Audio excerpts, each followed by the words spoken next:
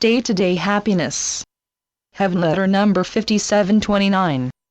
August 1, 2016. You long for something you know not what, yet you long for something more than what you see in your life right now.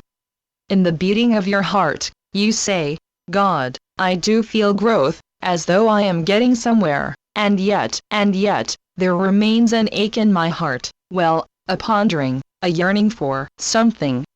It is like I am happy or happy enough, and then I fall into a trap of not being happy enough, feeling more on the sad side, and that I am missing out on something I have longed to realize. Well, dear ones, I say, it's not so bad to be sad. It is not a horror story to feel a longing for something you may not be able to put your finger on. The kind of happiness you long for is not an emergency. Despite the wanting you feel when you think about it, more and more, you recognize a general happiness, not exceeding happiness, yet, you know what? Who says that day-to-day happiness isn't okay? Surely, it's permissible to go down a quiet road in the country as well as a busy street in the big city. Sometimes you interrupt your ease of happiness with dampening thoughts poured out from your intellect.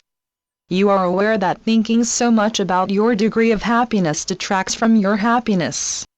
Your life is not exactly meant to be an exhibit. When you are immersed in where you are and what you are doing, you do not ask yourself the question, am I happy?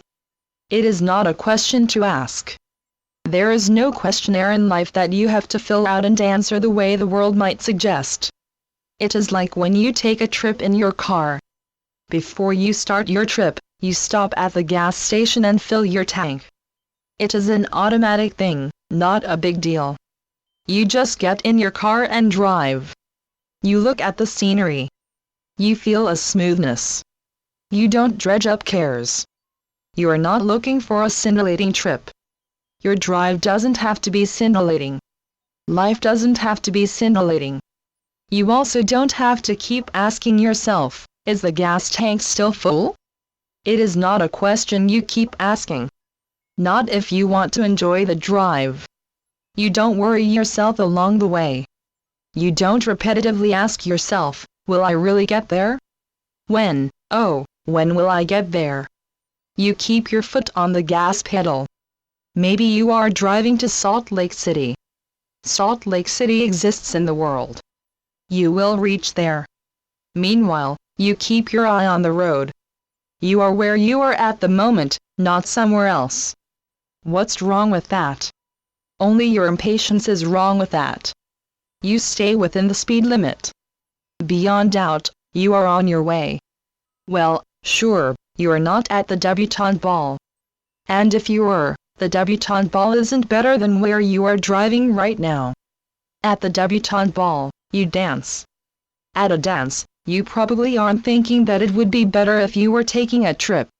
Regardless, whether on a drive or at a dance, you are on your way.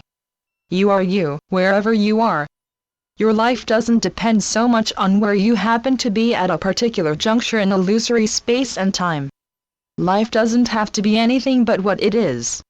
Whatever life may look like at a certain corner, it is life, and it is taking you somewhere. You inevitably are getting somewhere. You live your life. Whether it is a soap opera or a walk around the park, you are living your once-in-a-lifetime life. As it happens, you wind around in life, as if you were sewing a dress. You have choices of style, material, color, patterns. On the sewing machine, you turn the dress this way and that way. And when the dress is finished, you try your dress on, and you wear your dress. Feel good in this dress. Probably you will wear a different dress tomorrow. Whatever ride you take, whatever dance you go to, whatever dress you wear, you are still you. Channeled by Gloria Wendroff. Heavenletters.org